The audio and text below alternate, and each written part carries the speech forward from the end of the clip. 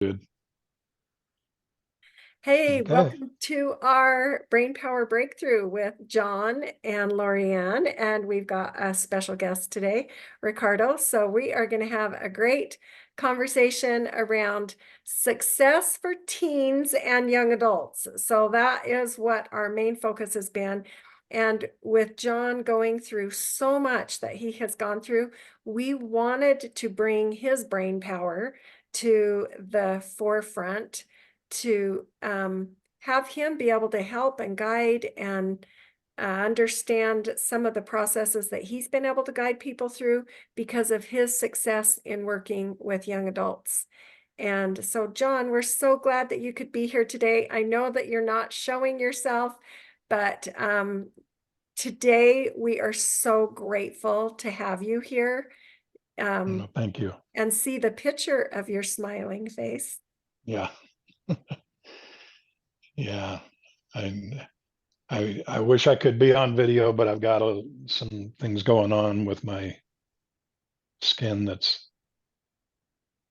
I've realized that, 37 straight days of radiation has its drawbacks. Yeah, yeah, that And is so I'm I'm still alert. That's what counts. that is. Um, you know, and fortunately, Lorianne had a great idea because I was not feeling very good today, but I am strong enough to just talk on my phone. Yeah. And so Lorianne said, just get on your phone and talk with us and turn your video off, and we'll appreciate that and run with it. And I thought, I can do that. Yeah. So here I kind of am. Here you are in your full Here I glory. am. Yeah. Well, So I my invited, dog is getting me in my full glory right oh, now. your dog is. I Yeah. love those dogs. They're so great to help through the healing process. Yeah, they are. Jagger's been my buddy. So, We love Jagger. oops, I don't, he just took off out the bedroom. So, okay. All right. But anyway, Okay, yeah, well, let's roll with this thing and see what we can come up with. okay, I invited Ricardo because I know that he is right in the midst of everything that we've been talking about on our past podcasts with, Hmm. how is it being in the workforce? How is it communicating with people one-on-one? How is it with, texting with people? How is it with, just the new ways of running a business? And how you get a job there. We have covered so many things, and John's been able to share with us how important it is to have a mentor in your life and how Hmm. that has been so amazing for him. So Yeah. Ricardo, I know that you have been in a new like apprenticeship job and just started that. Um, I wanted to preface this a little bit. I just got home from a bunch of meetings and I got to spend some time with John. So our last episodes that we have, I haven't posted them yet, but they're going to be there. They are with us together. And then I went on to do some meetings in Pensacola. So I got to meet with Ricardo, and that's where I asked him, hey, can you come do this with us? And on my airplane ride home, I sat next to a man that he starts businesses and then he just gets them running. So he gets a bunch of people to come in, not a bunch, but like 5 to 10 people to come in and run the the business. And then he makes sure that it goes really well and for about 3 years. And then he makes it so he can exit and then those people can take over the business. And he said, Cool idea. my daughters are at the age now that I've asked them, what do you want to do? And he says the main thing he requires is go work in that field to make sure you like it for at least a year Hmm. and then come back to dad and ask for advice. That's a great idea. And then I realized we have Ricardo as our guest, and that's kind of what he's been, playing around with a little bit. But tell us a little bit more about you, Ricardo. So yeah, as you mentioned, I'm approaching my year in this apprenticeship next month. It has been a wonderful experience, an enlightening experience. I think I kind of started my mindset going into this had always kind of been the American dream, go to school, get a job, and retire, that whole thing. My education background was biology. I had goals on being a doctor. When I met my mentor, he kind of opened my eyes and the vision of like not settling on one thing and becoming a true entrepreneur. So with that came the idea of keeping my and holding my passions, but kind of making them available on a greater scale eventually. Not having to settle on that one thing in that 30, 40-year career. That's some great advice. Hmm. So, John, what questions do you have for Ricardo? Well, first off, what industry? I know you had a biology, you're looking at biology, but is there a specific industry you're looking at gaining into? Um, Being from Florida, kind of the marine biologist kind of stuck out a little bit. Uh-huh. But I always had visions as a child of me just wanting to be there and saving someone's life, and being in the midst of the whole ordeal. I grew up watching Grey's Anatomy was my one of my favorite shows. Trauma Life in the Okay. ER was Yeah. another one of my favorites. So I had always had the vision of being in the trenches, so to say. So then it But kind of in the took a medical shift field. in the medical field, absolutely. Okay. So then it Very kind of good. took a shift to being a trauma surgeon, and that's where my sights were set. Mm-hmm. Then kind of some life experiences happened. Um, in my younger adult life, so I had to join the workforce. When I joined the workforce, I went into the insurance industry, and I kind of was looking for that same how do I save someone kind of ordeal. And I realized Mm-hmm. that most of the people calling in insurance are dealing with one of the worst days of their life, Yeah. they just totaled their car, their house fell through, their roof's gone, it's Yeah. flooded, and just being Yeah. able to walk them through those steps and let them know that someone is hearing them and that someone, this is what you paid for, you're going to get what you paid Yeah. for. Yeah. So I found Well, that through that. I'll give you one Uh-huh. small piece of advice. Mhm. Don't go into the insurance industry. It's a dog fight. Absolutely. It's Yeah, I've it's no exited and I'm fun. not looking back. I totally understand your idea around being there to help somebody, being there to save somebody, you know, taking care of somebody that's in drastic need. I get that. I can see that in your demeanor. Perfect. I totally agree 100% there. Um, but yeah, don't do it in the insurance industry. Um, the medical field is a beautiful arena to showcase that desire that you have. Mm, The good thing about the medical industry is there is a gazillion different branches that you could use to do what you're looking to do. And it doesn't have to be surgery, or it doesn't have to be, trauma or something like that. There's all kinds of areas of advancement in that. Um, Research and development is such a huge arena right now. mhm, And it is such a rewarding arena in the medical industry. I have a couple of friends that are in that area that they have both told me, I am so glad I took this path.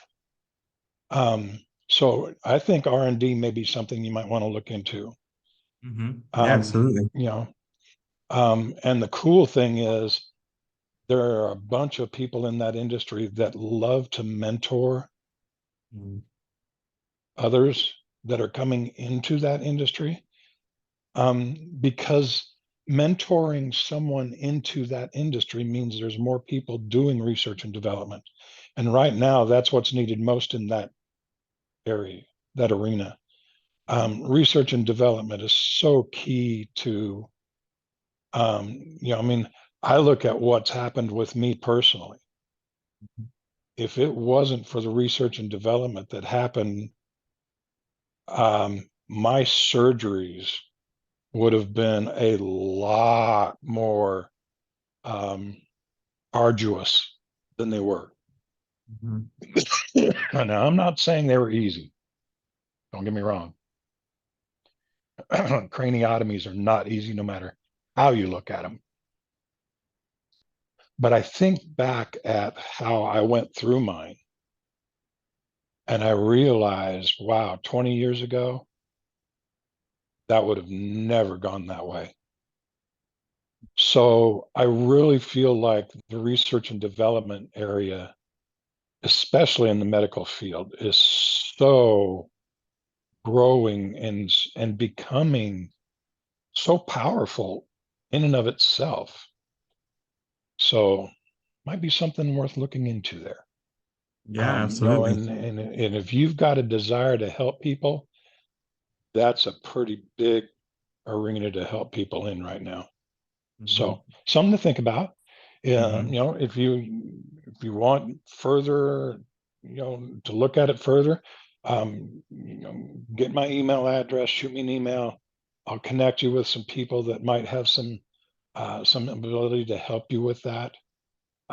Yeah, always looking for that. So, Excellent. Thank you, John.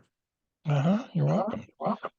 So let me ask you another question. In Mhm. regards to this, was there something that happened in your life that um, steered you in this direction in a big way? Mm.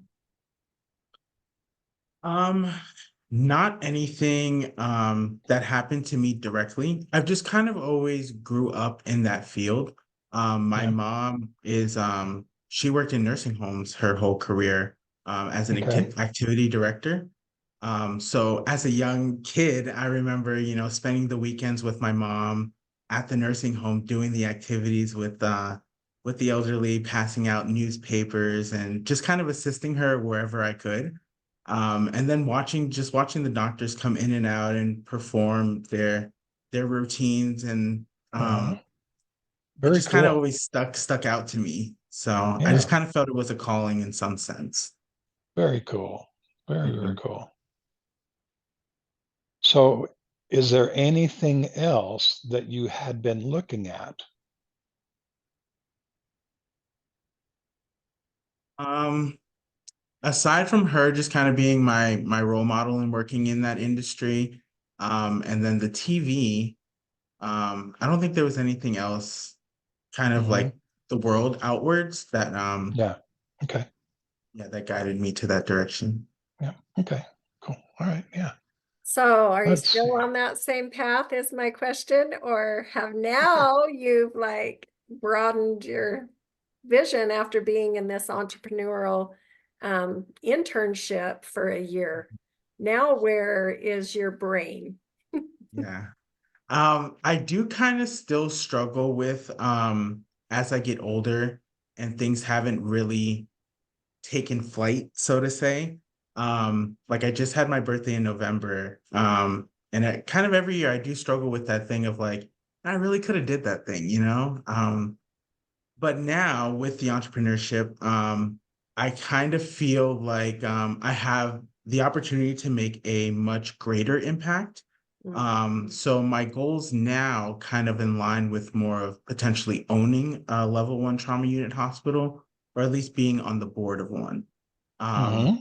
so it's kind of shifted in that sense. But it's still Hmm. definitely a big passion of mine. I have a one question. Can you do blood and guts? Absolutely. Okay, I Yeah. just am wondering because, sometimes watching it from afar Hmm. and then because Hmm. I was on a trauma team at Methodist Hmm. Hospital when I got Hmm. done with my radiology program. And we were at a hospital that I worked the weekends from Friday afternoon until Sunday night. And I stayed on a 32-hour shift.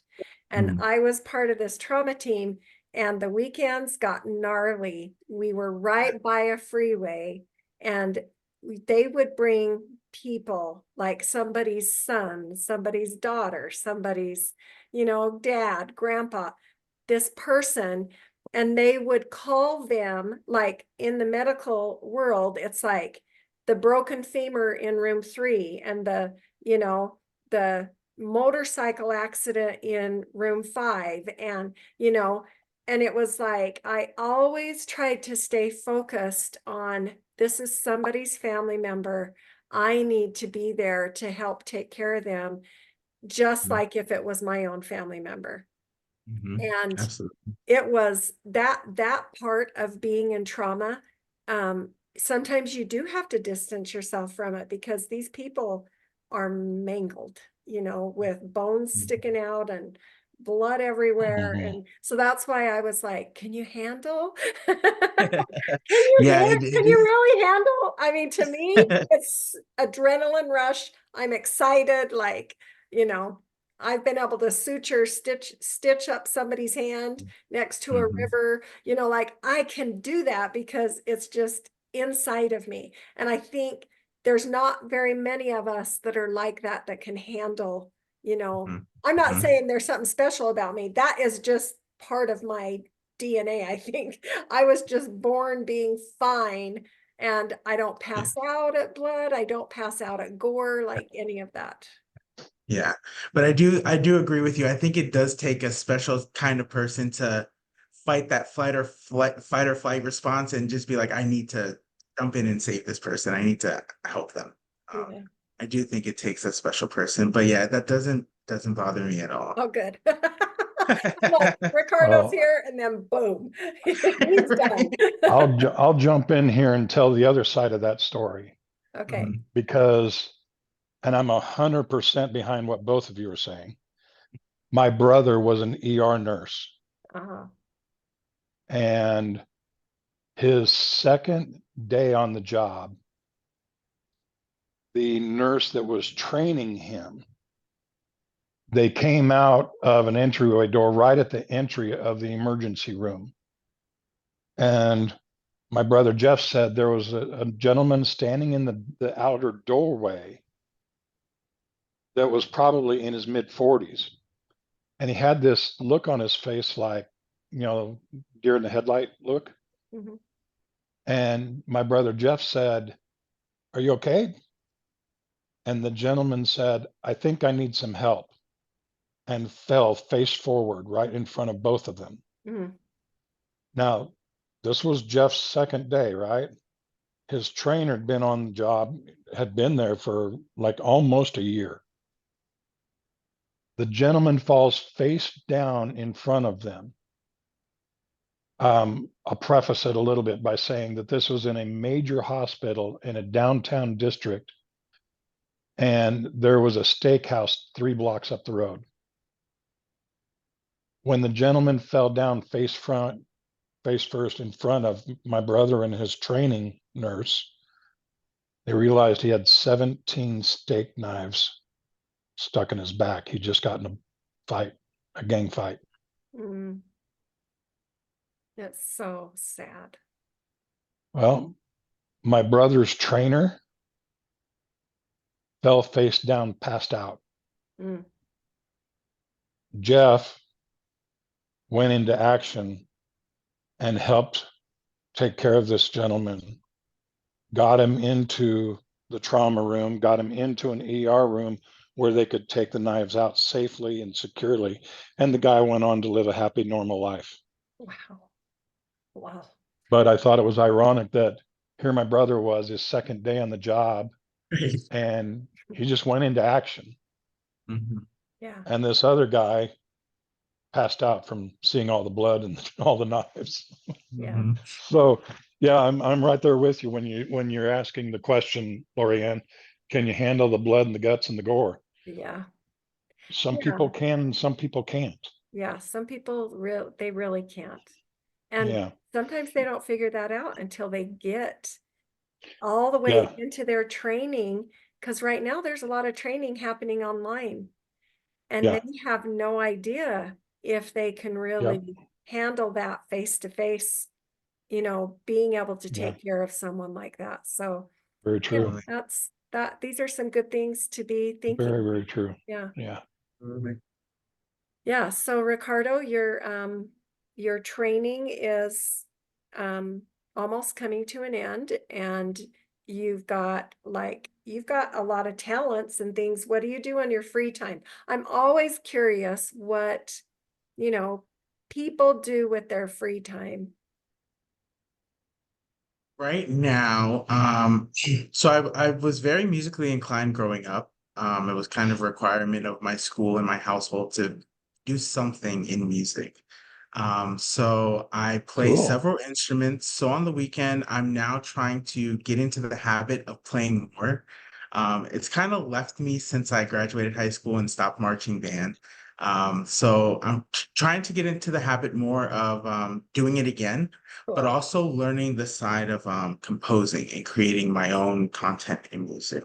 Oh, And then I'm also very passionate in the arts in general, film, photography.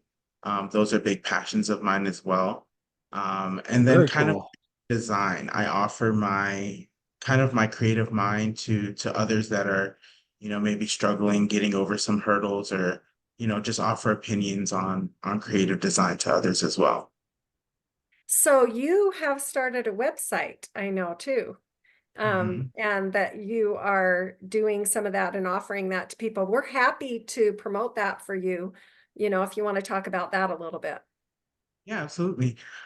So I started back during COVID when everyone was, locked away. I started a small LLC called Kassio Art District that kind of encompasses the three. So it encompasses music, creative design, and film and photography. And we're just kind of seeing where it goes right now. It's very small, an Instagram page, and myself and my brother I use for opinions a lot of times. Um, so with that, I started, well, when I joined the apprenticeship program, I understand the importance of something called like a mind movie or an affirmations movie. Mhm. So I just had the idea to throw a website together.